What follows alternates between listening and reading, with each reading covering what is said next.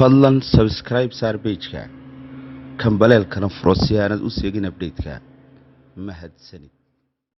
أنا المسلم دستوري ومنهاجي كتاب الله وقائد دربي الهادي محمدنا رسول الله. أنا المسلم دستوري ومنهاجي كتاب الله وقائد دربي الهادي محمدنا رسول الله. وداري موطن الإسلام مادا ونداء الله وأهلي. وبعد فالسلام الله عليكم ورحمة وبركاته. darsigan ugu dambeeya waxaan ku talagalnay inaan dhallinyarada uu ku wajahnaado wuxuu ku saabsiisan yahay dhallinta iyo cilmiga ama taxaddiga cilmiga ee waddankan ka jira. dhallinyaronimadu waa wakhtiga nolosha ugu fiican ee qofku uu haysto. waa wakhtiga uu qofku wakhtigiisoo dhan isagu leeyahay. qofku markuu sii weynaadaba waxyaabaha ku xidhan iyo bii'ada ku xeeran iyo mashquulka ku xeeran baa sii bata. laakiin markuu dhallinyarada yahay waa wakhti uu korayo caqli ahaan, jidh ahaan, aqoon ahaan, garaad ahaan, si walba xagga koritaanku u socda. waa wakhti runtii u baahan in si fiican looga faa'iidaysto. waa wakhtigaa ilaahay qur-aanka ku tilmaamayo الله الذي خلقكم من ضعف ثم جعل من بعد ضعف قوة ثم جعل من بعد قوة ضعفا وشيبة يخلق ما يشاء وهو العليم القدير. إلهي سبحانه وتعالى بايدنا أبو ريبا الليلي إنه الضعف يكسغن دبتنا أود بينسيه كدبا هدنا ضعف الدنبا وقفكو نقنيا. dhallinyaronimadu waa wakhti muhim oo u baahan in si gaara looga faa'iideeyo. walidaalik ayaa nebigu calayhi salaatu wasalaam wuxuu tilmaamayaa aakhiro su'aalaha dadka la weydiinayo 4 su'aalood baa jira oo qofku aanu ilaahay ka hor dhaqaaqaynin qof waliba inuu ka jawaabo mooyaane. 4taa su'aalood 2 ka midi cimrigay ku saabsiisan yihiin. qofku wixii uu wakhtigii uu noolaa muxuu ku qabtay cumrigiisii. haddana su'aal gaaraa sii jirto ku saabsan dhallinyaronimada. wa can shabaabihi fiima ablaah, dhallinyaronimadiisii qofku muxuu ku bixiyey. haddaba wakhtigani waa wakhti aada u muhim oo u baahan yahay dadka dhallinyarada inay si fiican uga faa'iidaystaan. dhallinyaraduna waa mustaqbalka ummadda. ummad walba dhallinteedu siday u eg tahay ayuu mustaqbalka sugayaana u egyahay inta badan. waa waxa isku xidha baynu leenahay awowyada iyo aabbayaasha iyo mustaqbalka dambe soo socda. waxaanan ka warramaynaana waxa weeyaan dhulkan aynu joogno iyo sidii wax loo baran lahaa. culamada muslimiintaaba waxay yidhaahdaan war haddaad adduun doonayso bay yidhahdeen, adduunyo haddaad doonayso waxbaro facalayka bilcilm. aakhire haddaad doonaysana facalayka bilcilm. aakhiriya adduunba markaa waxaa lagu helaa waa aqoon.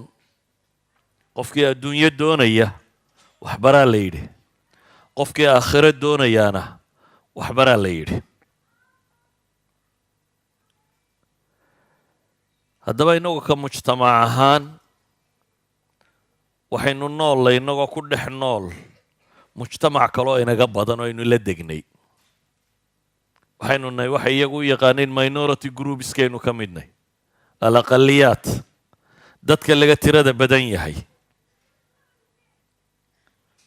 dadka laga tirada badan yahay marka la yidhaahdo macnaheedu waxa weeyaan dadka badan ee waddan kasta degan ayaa ah dadka go'aamiya ee uu ku socdo aragtidooda thaqaafadda iyo culjarka waddankuu leeyahay, nidaamka tacliimiga ee waddankuu leeyahay, qaanuunka waddankuu leeyahay. dadka badan baa go'aamiya. waana masale caadiya. waddan kastoo aad tagto majority rules isagaa xukuma majoritygu. dabeetana wuxuu qaabka loo fakerayo ummaddu ay u fakerayso isagaa u dhiga cultureka iyo thaqaafadda iyo dhaqanka yeelanayaan isagaa dejiya mu'asasaadka tacliimiga iyo qaabka waxbarasho isagaa dejiya qaanuunka lagu dhaqmayo isagaa dejiya minority groupsku marka dadka yari ee minority waddan ku ahi inta badan laba mid unbaa ku dhacda qayb assimilation qayb milanta dawabaan uu ku dhaco oo mainstreamka xagga loo badan yahay iska raacda hadday dhaqantay hadday aftahay hadday diintay hadday culturtay hadday waxbarashatay xagga loo badan yahay ku biira kaasi markaa waa la mila iyo qayb isku dayda inay lana noolaato wixeedana la yeelato haysato waxay rabaan inay mujtamacna ka mid noqdaan waxay kaloo rabaan identitygooda inay ilaashadaan afkooda dhaqankooda diintooda waxay lahaayeen ay gaarka u lahaayeenna inay ilaashadaan mujtamaca ay la noolyihiinna inay la noolaadaan ninka dhallinyaradii markaa ee ummadda kan jooga aabbaha adiga wuxuu yimi isagoo aan waddankan thaqaafadiisa iyo dhaqankiisa aqoon isagoo cabsi qaba dabeetana wuu ku koriyey isagoo baqayo isla talow muxuu noqon doonaa ilmaha kani suu soo bixi doonaa dadka culturekooda si fiican u garanaynin afkooda si wanaagsan u garanaynin dhalintasi halkan ama ku kortay ama ku dhalatay waa dadkan dhaqankoodi iyo afkoodi iyo wuxoodaba garanaya haddaba idinkaa ah dadkii isku xidhi lahaa culturekoodii iyo dhaqankoodii waalidkaa wuxuu doonayay inaad satisfy garayso bulshadan inaad la noolaataana inay suurtagal noqoto waalidka iyo wixii uu raadcaynayay inaad samayn kartid bulshadan inaad ka mid noqoto la noolaatidna inay suurtagaltay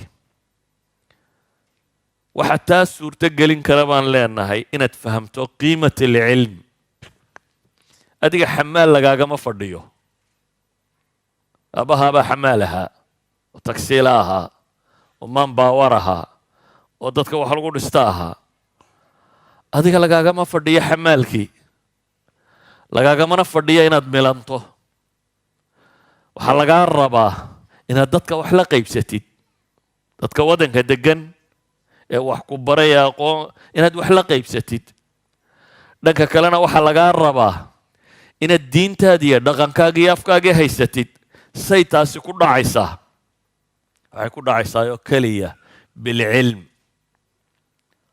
aakhiradaadana cilmaa ilaalin kara adduunkaagana cilmi baa ilaalin kara aakhiradaadana cilmaa ilaalin kara adduunkana cilmaa ilaalin kara guud ahaan qur'aanku ama diinta aynu rumaysannay waxay tilmaamaysaa cilmiga iyo ahmiyadda uu nolosha u leeyahy walidaalika baa ilaahay subxaanahu wa tacaala aadam calayhi salaam markii dunida tan la keenaya ilaahay wuxuu cilmaa la soo siiyey aadan tajaarib ka horrayso bini aadami dee ma jirto haddaba si uu nolosha tajribadeeda u bilaabo ilaahay aqoon buu soo siiyey wacallama aadama alasmaa'a kullaha ثuma acradahum cala almalaa'ika faqaala anbi'uunii biasmaa'i haa'ulaa'i in kuntum saadiqiin qaluu laa cilma lana ila ma callamtana inaka anta alcaliimu alxakiim aqoon baa la soo siiyey uu nolosha ku bilaabo si nolosha ay u suurto gasho diinteenna markaynu eegno nebiyullaahi moxamed calayhi salaatu wasalaam ilaahay makuu ka soo saaray maka iyo inta ku xeerani waa dhul jahligu yaallay aqooni ma jirin thaqaafa ma ool philosophy ma jirin waxba kama jirin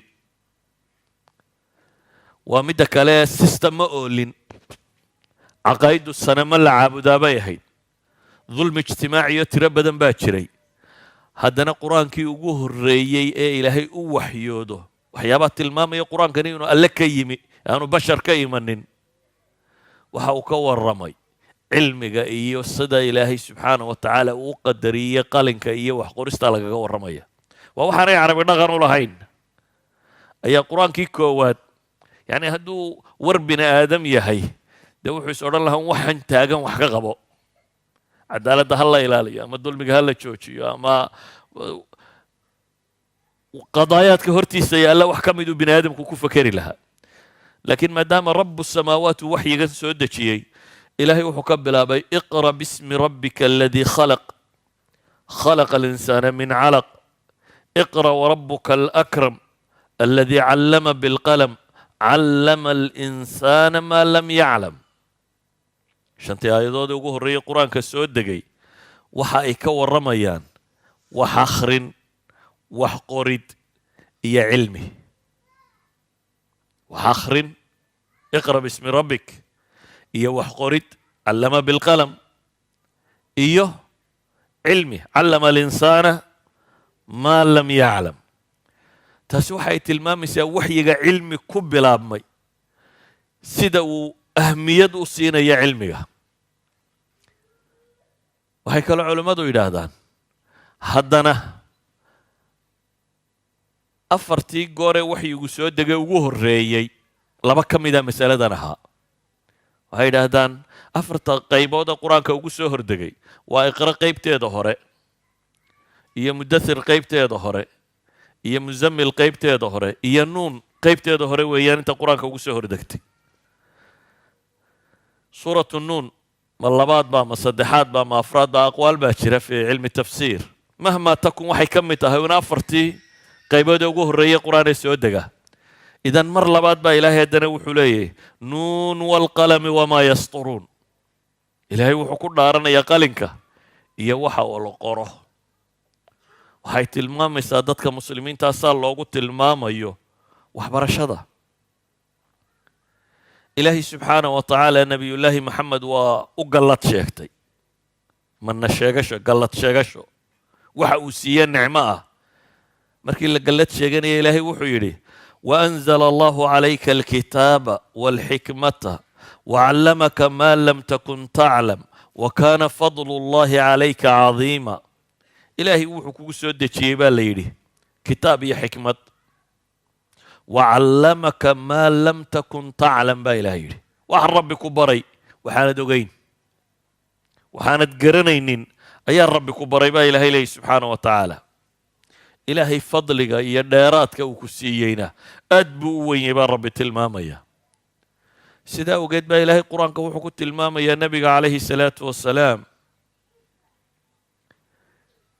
ziyaado waxaa la yidhi waxaad ka dalbataa masalada cilmiga waqul rabbi zidnii cilman ilaahayo waxaad ii biirisaa ii kordhisaa dheh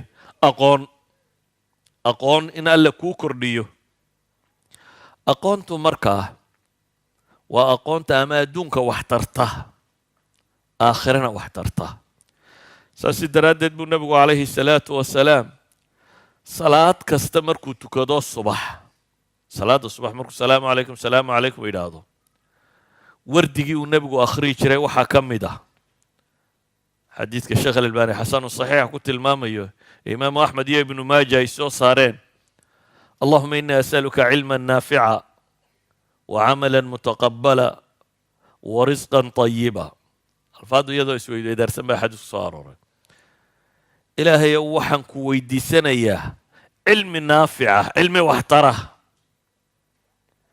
iyo camal aada aqbasho iyo risqi xalaaloo fiican waa beryo kasta nebi moxamed calayhi salaatu wasalaam ducadiisay ku jirta markuu salaada subax ka baxo waxyaabaha uu koowaad ee uu ku ducaysanayay bay ka mid ahay xadiiskaas imaamu muslim uu warinayo waxaa kaloo uu tilmaamayaa nebigu calayhi salaatu wasalaam waxyaabuu ilaahay ka magan geli jiray inay ka mid ahayd allahuma inii acuudu bika min cilmin laa yanfac wa min qalbin laa yakhshac wa min nafsin laa tashbac wa min dacwatin laa yustajaabu laha ilaahayo waxaan kaa magan gelayaa cilmi aan waxtar lahayn cilmi aan waxtar lahayn qalbi aan liilsamayn oo ilaahay u khushuucaynin naf aan dhergaynin qanaacaba lahayn. bini aadamku hadduu iimaanka waayo ma dhergo. haddii waxa dunida yaalloo dhan la siiyo dayaxa yaaluu taagan yahay yani ma dhergo. walidaalika baa nebigu wuxuu ku ducaysanayaa ilaahay ow naf aan dhergayn baan kaa magan galay iyo baryo aan la aqbalaynin. inaad ilaahay barido oo baryadaada la aqbali waayo taas buu nebigu ilaahay subxaanahu wa tacaala ka magan galayay. idan cilmigu hadduu cilmi saxa yahay waa inuu adduun iyo aakhiro faa'iido yeeshaa. wailaa waxaad ku biiraysaa kuwii ilaahay lahaa qul hal nunabi'ukum bilakhsariina acmaala aladiina dalla sacyuhum fi lxayaati addunya wahum yaxsabuuna annahum yuxsinuuna sunca. kaaga warramaa baa ilaahay yidhi kuwa noloshoodu khasaartay. wax la khasaaro cimrigaa ugu daran. khasaare horta waxaad weydiisaa ninka taajirka ah markuu maal soo wado ee baddu la degto qofkaasi siduu u warwaraa ama inagu sidaynu ugu warwaraa xataa haddaanad adigu xoolaba kaa lumin. marka la idhaha ninkaa hebel ah 3 milyan buu haysto marka baa la degay 3diiba waad ka naxaysaa ninkaa iyo dhibta qabsatay. bal ka warran ninka cimrigii oo dhan ba khasaaray. kaasi mar buu khasaaro waxa laga yaabaa mar labaadka inuu faa'idi doono ama hadduu ku celiyo inuu mar dambe u heli doono. ka warran ninka cimrigaba khasaara nolosha gebigeedba aakhire intuusa soo taago la yidhaha noloshaadii khasaaray ahayd waxaad la noolayd. ilaahay wuxuu yihi kuwa nolosha khasaaray ma idiin sheegaa waa kuwa camalkoodii iyo sacyigoodii uu lumay iyagoo moodaya inay wax taransanayeen iyagoo moodaya wax wanaagsan inay qabanayeen ayaa camalkoodii iyo sacyigoodii lumay. haddaba ayuha alaxiba waxaan leenahay haddaad adduunyo doonayso waxbaro haddaad aakhiro doonaysana waxbaro. laakiin halkan aynu joogno ama dhulalka galbeedka waxbarashada taalla wax kalaa ku maran. walidalik ba axad alculamaa soomaaliyeed oo ka mida jaamacaadka ragga jooga ayaa maalin wuxuu igu yidhi ardada jaamacadaha jooga qaar ka mid ah waxay ka liitaan kuwa xabsiyada ku xidhan ee daroogooyinka caba. waayo halka kan lumis badan baa jirta. aan tilmaamno si kale u dhigno aqoonta adduunka taalle bini aadamku bartaa waa 3 noocun bes. aqoonta adduunka taalla ee bini aadamku bartaa waa 3 nooc. waxyigaa la soo dejiyey ka warrami mayno. waxaynu ka warramaynaa aqoonta basharku uu haysto waa 3 qaybood mid afraad male bay yidhaahdaan. qayb waxay ku tilmaamaan inay tahay alculuum asiyaadiya waa aqoomaha dunida lagu hogaamiyo taa cidna laysma baro cidina isma siiso. waana basaasidda dunida ugu tirada badan leh meesha ay ka dhacdo. basaas haddaad maqasho oo dowladdan baa basaasiinteedii waxaa keentay basaasiintu maxay basaasaan? basaasiintu amnigan caadiga ee yaa waddanka soo galay yaa ka baxaya ma aha. basaasnimada dunida ugu weyne waxay ka dhacdaa cilmiga waxaanay ka dhacdaa culumta siyaadiga ah aqoonta hogaaminta. aqoontan aynu sheegaynaa waa maxay? maalan waa culumta nuclear powerka, maalan waa culumta fadaaga ku saabsan, maalan waa culumta gantaalaha dhaadheer iyo wixii la halmaala, maalan waa culumta hub oo dhan ku saabsan, maalan waa culumta teknolojiyada gaarkaa ku saabsan. waddanna waddan ma siiyo cidina cid ma siiso waa la kala xadaa uun tuugay ku socotaa. walidaalika baa imika waxaa maqlaysaan jayno oo reer galbeedku leeyihin waa la cunaqabataynaya 20 shirkadood oo jayna ah waayo tuugadii bay badiyeen bay leeyihin. waxyagiiba intay xadeen ayay jayna dib uga soo saareen. waa aqoonta la isku dilo xataa haddaad adigu istidhaahdo waad samaysan kartaa waa lagugu dilaya laguma ogola inaad soo gaadho. waxaad maqli waddan baa gantaale cirka loo diruu samaysanayo waa loo diiday waa ka mamnuuc. dee nuclear iyo isaga baabkaa iska daa. waa aqoonta lacagta dhasha. maalan shirikaadka waaweynee dunida jira shirkadiina sirteeda ma bixiso. mercedes wuxuu mercedes ku yahay inuu qarsoono inay jirto aan dunida kale la ogeyn. waayo haddii lala ogaado dee dunidoo dhan wada mercedes bay noqon lahayd. volvo waxay volvo ku tahay inuu qarsoon baa jirto aan dunida la aqoonin. haddii intaa lala garto dee dunidu wada volvo cid waliba volva waa soo saari lahayd. idan aqoontaa waxaa la yidhaha waa aqoon siyaadiyo laysma siiyo, laysmana baro. dunidu inta badanna way kala xaddaa. aqoonta labaad, qaybta labaad ee aqoonta waxay idhaahdaan waa culuum alhuwiya wadhaat. waa culumta identityga,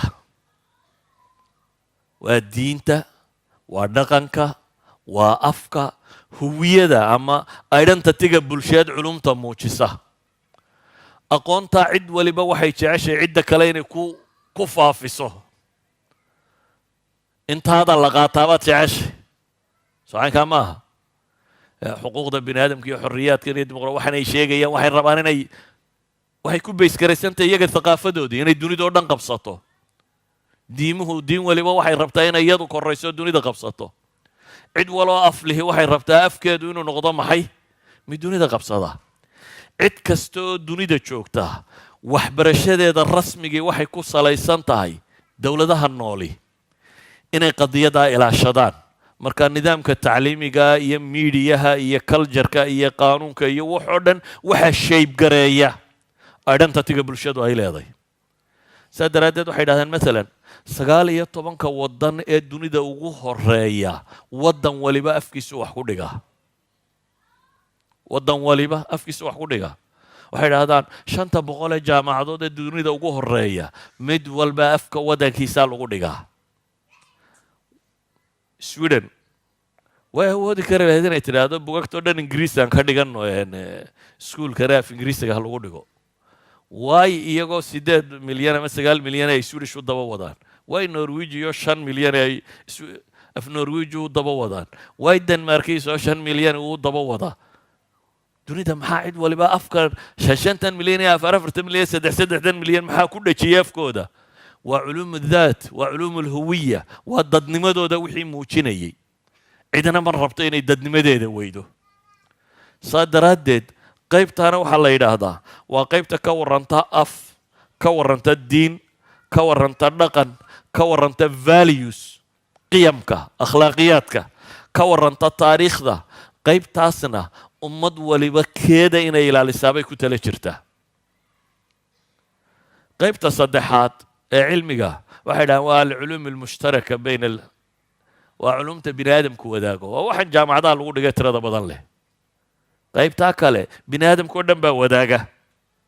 hadday dhaqaalatay, hadday siyaasatay, hadday idaaratay, hadday sciences tahay, hadday handasatay, hadday engineering tahay, hadday طب tahay, waa waxaa jaamacaadka markaa tagtaan lagu professorka jaamacaddan jooga hadduu doono iska tegayo jaamacadda Maraykanka ka dhigayo ka xagga kale jooga ay xagga kale dunida oo dhan baa wadaagta. buxuusteeda la isweydaarsadaa, aqoonteeda la isweydaarsadaa. waa fellas, waa wax dadka ka dhaxeeya, waa wax bulshadu aadanuhu wada leeyahay. haddaba waddan waliba mid ciddiisa gaarka uu ku kalsoon yahay unbuu baraa. waa wixii ku saabsiisan culuum siyaada. dad gaara iyo nooc gaara unbaa la baraa. taa iyada halka iska dhig. labada aqoomooda kale waa la isku ladhaa, waa la isdhexuliyaa. baanhaagaad ka soo bilowdo ilaa iyo jaamacadaad ka baxayso way isku darsan yihiin. identityga wixii ka hadlayey iyo wixii ka hadlayey maxay? cilmiga caadigaa ka hadlaya waa la isku daraa. saasi daraaddeed ayuu waddan waliba through education, waxbarashada dhexdeeda ayuu ku ilaaliyaa valuega uu leeyahay, afka uu leeyahay, dhaqanka uu leeyahay, diinta uu leeyahay. waxaasoo dhamme xaggaasay ka jiraan. haddaba waxaa isweydiinta leh, adigu markaad waddankan timi, markaad minority group tahay, marka aanad ahayn majority-ga qaanuunka iyo nidaamka tacliimiga iyo nidaamka siyaasiga iyo media iyo waddanku soo socdo cidda dejinaya aanad ahayn, marka aad tahay qof ku soo dariyo raba inuu la noolaado, adigu maxaad baran? haddaba su-aashu waa taa. aduu maxaad rabtaa inaad barato adiga waxaan kaa rabaa inaad barato culumta mushtariga ah laakiin aanad losgaraynin aanad luminin identitygaagii aanad luminin baadisocdaadii baadisocdaadu waa maxay waa inaad qof muslima oo soomaaliyeed tahay qof muslima oo soomaaliyeed soomaalinimadu waa maxay waa af haddaad afka weydo waad soomaalinimo waayeysaa haddaad afka weydo waad soomaalinimo waayo afku waa waxa ugu weyn haddaad muslim weydana haddaad af weydo soomaaliyaad ka baxday soomaalinimada kaa luntay haddaad diin weydana dee muslimnimadoo dhan baad ka baxday haddaad diinta hayso laakiin afka aanad haynin waxaad la mid tahay dee bangaaladhishka muslimka iyo hindida iyo bakistaanta iyo turkida iyo dadka kale ee muslimkaa baad la mid tahay qof muslima oo ka mida jamaacada muslimkaa tahay laakiin ma tihid identitygaan rabay ee soomaaliga ahaa waxaan rabnaa markaa ma suurtagaltay halkan inaad waxna ku baratid waxna la qaybsatid dadka muslim soomaaliyana ahaatid waa taxadiga yaalla waa kaa taxadiga challenge-ka dhalinta rabta inay waxbarato hor yaallaa waa kaa weliba waxaan leenahay oo intaa ku daraya jaamacaduhu iyo meelaha waxbarashadu waa meelaha challengeska ugu tirada badan yaalliin caqabaadka waaweyn baa yaalla oo ku saabsan shubuhaad xawla addiini waalakhlaaq iyo waxaad rumaysanta oo dhana ku saabsan shahawaat annafs waxay dhahdaan jaamacadaha dunidu waa meelaha ugu badan ee lagu suuq geeyo ummad waliba identityga ay leedahay suuqgeynta sooma taqaaniin marketing ma waxaad moodaysaan in badeecadda qura la suuq geeyo waxaa ka cajabsan suuqgeynta afkaarta sidaa badeecaddu xayaysiis iyo u baahan tahay talmiic ayay u baahan tahay maxay suuqgeynta afkaartuna ayay u baahan tahay xayaysiis iyo talmiic waxaa laga yaabaa marka badeecadaha la xayaysiinayo nujuumta hollywood kuwa ka tirsan iyo maxaa la yidhaha kubadaha kuwa cayaara iyo kuwa heese iyo kuwaasaa suuqgeeya markay tahay dhaqamada iyo afkaarta iyo diimahana brofesorada jaamacadda iyo saynisyahanada iyo aqoon-yahanada suuqgeeya labaduba waa taswiiq waa suuqgeyn cid waliba waxeeda ay suuq geynayso jaamacaduhu waa meelaha laga helo afkaarta bini aadamka dhammaanteed jaamacadda haddaad tagto waxaad ugu tegaysaa mid mulxida mid kiristana mid yahuudiya mid muslima mid buudiisa mid siiga mid aan waxba rumaysnayn waxaad ugu tegaysaa mid socialista mid communista waxaad ugu tegaysaa mid capitalista waxaad ugu tegaysaa mid anarkism aaminsan brofesorada qaar baa aaminsan xuduuddan iyo waxaan oo dhan in la baabi'iyo qawaaniinta iyo wax oo dhan la tirtiro dunida la isku sii daayo waa joogaan jaamacaday joogaan anarkism every policy dunida ama afkaar dunida lagaga warramo waxaad ugu tegaysaa naadiyada jaamacadahay joogaan jaamacadday joogaan brofesorada iyo ardayda iyo dadka rumaysan baa jooga jaamacadu waa meelaha ugu badan ee bini aadamku uu doodaha ku galo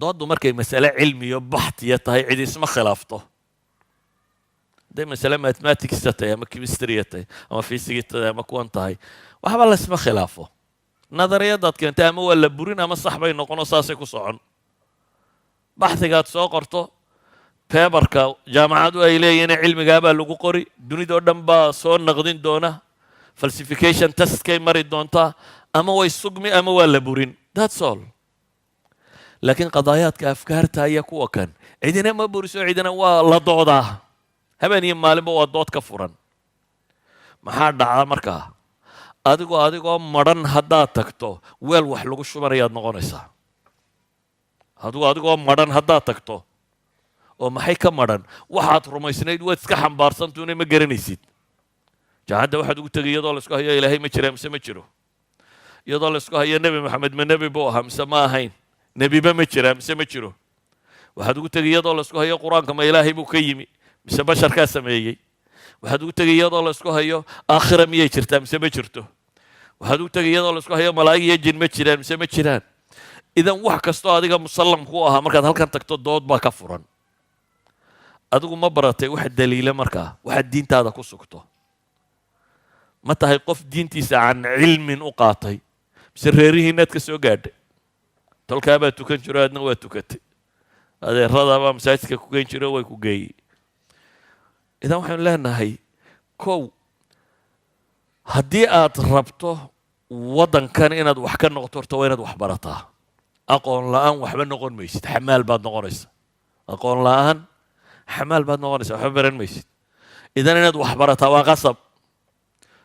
inaad wax barataa waa waxa keenaya inaad bulshadan ka mid noqoto oo fahamtid. inaad wax barataa waa waxa keenaya inaad jaaliyadaada kor u qaadid. inaad wax barataa waa waxa keenaya identitygaaga inaad sugtid. inaad wax barataa waa waxa keenaya dakhligaaga dhaqaale inuu kor u socdo. laakiin meesha aad tegaysaa waalidiintuna ha ogaadaan meeshay carruurta u dirayaan waa halkaa. waa meel rag isku hayo. ma aha meel bannaan oo intuu inanku tago xisaab loo soo dhigayo ama dhakhtar la soo barayo uu ka soo baxaya ma aha. waxaa la rabaa dhakhtar iswidhisha isagoo inuu ka soo baxo. waxa iswidhish aaminsan yihiin isagoo aaminsan. adiguna waxaad rabtaa inuu soo baxo isagoo dhakhtar soomaaliyeed oo muslima ah, bulshadana wax la qaybsanaya oo dhakhtaroo caafimaad ka shaqaynaya, mabaadi'diisi iyo dhaqankiisi iyo caqiidadiisiina haystay. haddaba waxaynu leenahay dhallinyaroy ma u diyaar garaysanay kan dhaqamada iyo afafka laysma amaahiyo. haddii intaad yartay ama markaad weyntayba wax lagu baro oo diintaada aad u baratid can cilmin aad u baratid iyo can caqiida iyo inaad ku qanacdid waad si fiican u baratid adiladay ku salaysantae caqliga ah. qur-aankan aad arkaysaa ilaahay qur-aan buu nebi maxamed ku soo dejiyey. quraysh ma qur-aan bay rumaysanayd? maya. haddana qur-aankaa lagula doodayay. qur-aanku adilo caqliya buu sidaa, logic qofka in wax looga dhaadhicin karo. ayi daliil falsafi ay sheegaan oo caqliyi qur-aanka wuu ku yaalla isagoo waadixaad odhan kartaa. walidaalika qur-aanka waxaa loogu talagalay in dad aan rumaysnayn diinta lagaga dhaadhiciyo. isagana mucjisaa, isagana risaala, isagana daliilkii nebi maxamed iyo bayinadiisiiya. idan inaad xifdidaa waa gaar, laakiin waxaan rabaa inaad fahamtid taxadiga kan. markaa qofku intuu yar yahay haddii si fiican loo tallaalo, tallaalku muxuu taraa? tallaalku waxa weeyaan xanuunkii oo yaro naskhan baa lagugu mudayaa. waxaa lagugu samaynayaa hadhow markaad tagto bii'a sumaysan oo xanuunkani uu ka jiro inuu jidhkaagu isdifaaci karo, oo difaaca jidhkaagaa hore loo baraarujiyey. markaa jeermiskaasi mar kasta uu jidhkaaga soo galo difaacaagu waa diyaar, madaafiicdiisa iyo wixiisu waa diyaar, waa gubayaa markaaba. saa daraaddeed xanuunkaa iska caabin karaa. waxaa la mid ah qofka haddii caqiidadiisa si fiican loo baro loo toosiyo hadhow shubahaadka uu iska celin karaya. haddiise aan marka hore baranin waa adagtay si uu isaga celiyo. waxaan idin leeyahay cilmigaa la kala qaataa, cultureka lama kala ammaanaysto. walidaalika had iyo goor waxaan tilmaamaa nukat ay ka sheegaan ninkii gandi la odhan jiray, mahatma gandi nin aqoon-yahana buu ahaa oo waddankiisa rabay xornimo inuu horseedo, oo aragtidan basifamka la yidhahdo, maxay yidhahdaan basifism, in aad si nabadgelyo aad dagaal ku gashid, aragtidaa dunida ku faafiyey. mahatma gandi aqoon-yahan buu ahaa, laakiin wuxuu ka santaagi jiray dhaqan cid kale inuu qaato. saa awgeed wuxuu xidhan jiray 2 go' oo cadcad iyo ul buu qaadan jiray. 2 go' diintan uu haystay iyo dadkiisu waxay dhaqan u lahaayeen go'a hoose marka la guntado inta la duuduubaabaa dabagelis xagga dambea la geliyaa. marka labadaa din dhexdooda inta laga saaro go'a ayaa sidan bambarka carruurta loogu xidho kale ayuu u xidhan yahay. dadka waaweyn baa saa u xidhan. waxay sheegaan isagoo wixiisaa xidhan buu ingiriiska iyo meelahan yimi. wuxuu rabay inuu boqortooyada la kulmo oo uu ka dhaadhiciyo xorriyadda waddankiisa inuu helo. markaa ushiisiina sita, labadiisii go'na sita. waxay dhahdeen mid ingiriis baa oo taygiisii ku bakhtiisan oo xidhan baa wuxuu ku yidhi what is this? waa maxay maradana dabada gashatee ku xidhantay maxay tahay? gaandiintaanu maradiisa ka jawaabin buu wuxuu weydiiyey what is this taygii uu kani xidhnaa ayuu yidhi kani waa maxay ninka wuxuu yidhi this is necktie kani waa qoorta bahalkii lagu xidhanayay waa qoor ku xidhad and this is back tie buu ku yidhi markaa yacni maxaa ka dhigay adigu maradaad qoorta sudhatana wax musallama anigu taan dabada sudhayna maxaa wargeliyey hadba qoortaad mid iskaga xidhaye anna halkaan iskaga xidhaan buu yidhi tanna baagtahay baa la yidhaahdaa tanna nagtahay baa la yidhahdaa maxaan uga dan leeyay waxaan uga dan leeyay kaljaradu maaha cilmi hamoodin markaad u timaadda iyagoo ama dhafoor xirtay ama marada jeexjeexan qaatay ama kan qaatay ammaan maaha it's a culture waa dhaqan ay iyagu yeesheen adiga waxa lagaaga baahanya waxa weeye inaad dadnimadaada ku faantid dhaqankaaga inaad ku faantid waxaad leedahay inaad ku faantid maaha inaad maydhantid oo kullu naaciq qof kasta oo qayliyey wuxuu sheegay inaad raacda maaha waa inaad qof bini aadama oo jira oo dhaqan iyo afla aad ahaatid waa inaad luminin caqaa'idda iyo valueska aad aaminsan tahay value islaamnimadu waxayna fartay in ballanka la oofiyo in run la sheego in dadka si fiican loola dhaqmo halkan markaad timaadda inaad wixiiba ka baxdo been daldashid oo ballanka ka baxdid oo waxaad doontaad samaysid dee saasi ma aha saas waa adoo maydhmay saasi waxay leenahay waxbaro waa marka koowaad ma raba inaad xamaal noqotid waxaan rabaa qof waxbartay oo xogsan karaya inaad noqoto at the same time waxaan rabaa inaad noqoto qof mabaadi iyo diin xambaarsan qof dhaqan iyo dadnimo leh qof wax rumaysan inaad noqotid haddaba waxaan leenahay dhallinyaro inaad wax barataan 3 challenge oo waaweyn baa idinka hor iman doona 3duba daawo way leeyiin haddaad ku tala gashaan challenge-ka koowaad waa challenge-ka shubahaadka ah in diintaada lagaa shaki geliyo dhaqamo cid kalena lagu ammaano lagu qurxiyo lagu tasyiiniyo la ammaano cid waliba waxeeda markay ammaanayso waa cadaalad iyo waa xuquuq iyo wax kale ku dheehdaan laguma yidhaahdo iminka marka waddan lagu duulayo miyaa la yidhahdaa waxaan rabnaa waddankaa inaanu qabsanno oo shidaalkiisa iyo xoolihiisa soo qaadanno mise waxaa la yidhaahdaa waxaa la rabaa dadkaasi in dictatorka laga turo xorriyadda la gaadhsiiyo xorriyaddani waxaan waa afbeenbeen cidna xorriyad lama gaadhsiina cid walba waa la soo boobo waa la tumay idan waa suuqgeynta waa dadka si looga dhaadhiciyo waa inaan la odhanin war dowladda hadday imika inta istaagto tidhaahda waddankaa waxaan rabnaa wixiisoo dhan inaan soo qaadanno soo la odhan maayo war nimankani miyay waasheen laakiin hadday yidhahdaan waanu soo horu marinaynaa xataa markii layna gumaysanayey lama odhanin waanu gumaysanaynaa waxaa la yidhi maxay isticmaar colanku waa maxay waa to cultivate waa beerista waa horu marinaynaa waa layna soo horu marinayaa baa la yidhi xadaaraddaa layna soo hadda waa lagu gumaysanayaa gumaysigiiba waxaa loo bixiyay inay tahay horumarin idan waxaad jaamacaadka iyo meelaha kan iyo cultureka ugu tegi doontaa mabaadi' badan oo magacyo kala wadata xaqiiqadu si ay wax kala tahay idan shubhada waxa saara bay culammadu yidhahdaan daliil caddayn baa saarta qof lagama shakisiiyey ilaahay jiritaankiisa haddaad tidhaahdo salaada tuko dee muxuu tukadaa waxaabuu isku hayaa ma jiraa mise ma jiree idan waa inaynu barannaa tadciimkii waa inaynu yeelannaa caqiidadeena inaynu toos u baranno kaasi waa shayga koowaad shayga labaad dee ninka dhallinyarada waajihaya waa taxaddi alakhlaaqi waasuluuki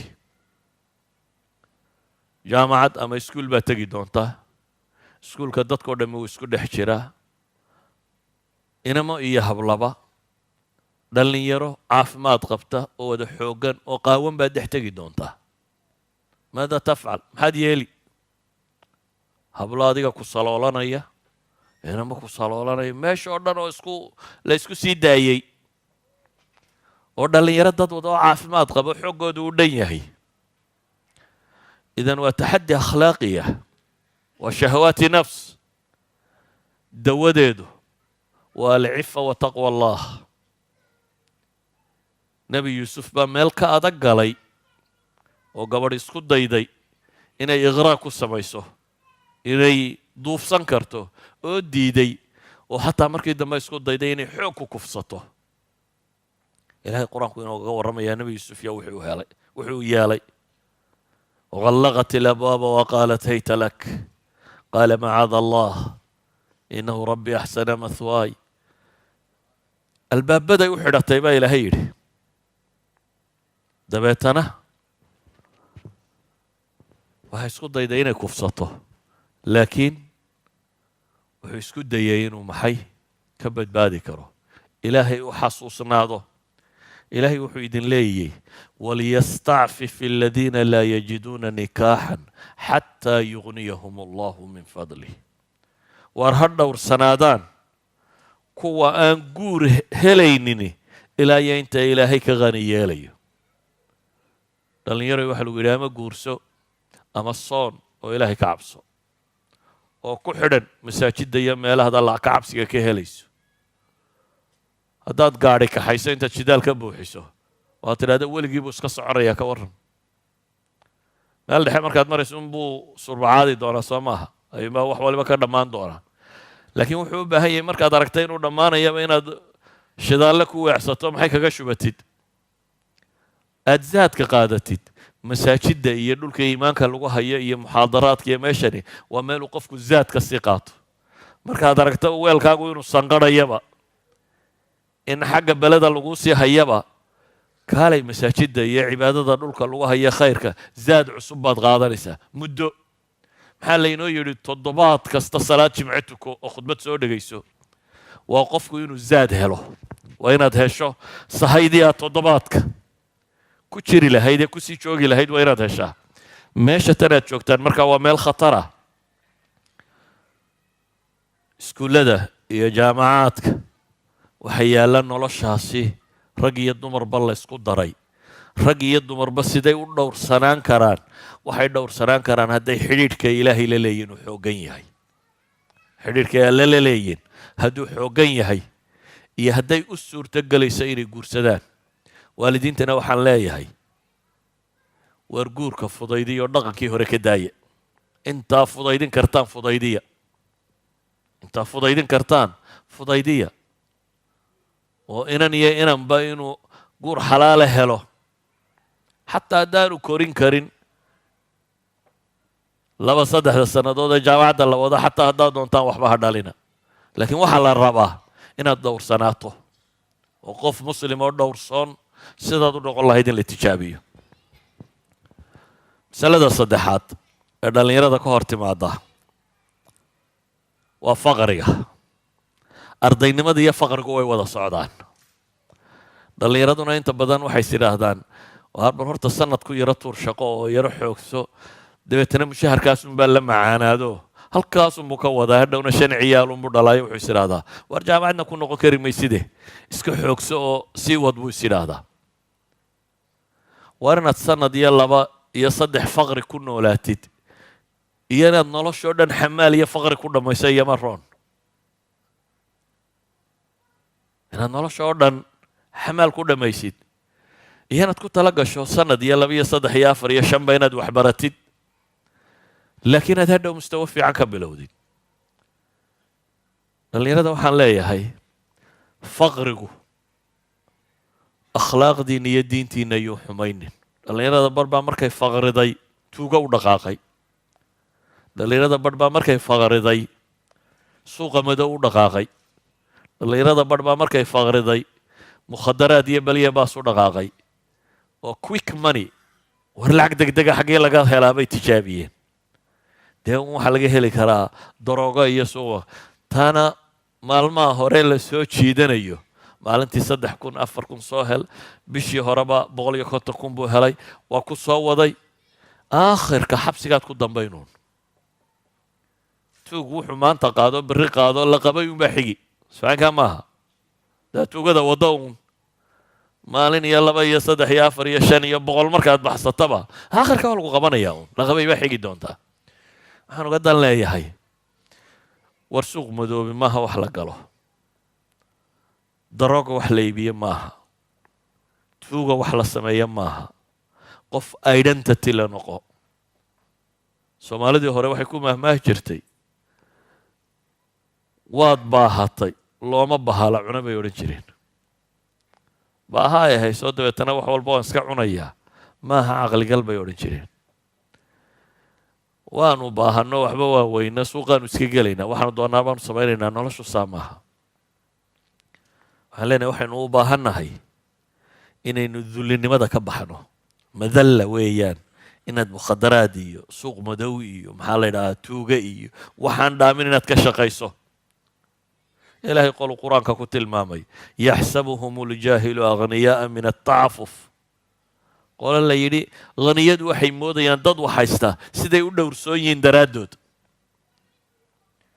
ayuha alaxiba, waxaan idin leeyahay dhallinyaroy, saddexdaa challenge baa taagan meesha tan inaad wax noqotaan. ka koowaad waa khatar oo diintiinuu khatar ku yihi. ka labaadna akhlaaqdiinuu khatar ku yihi.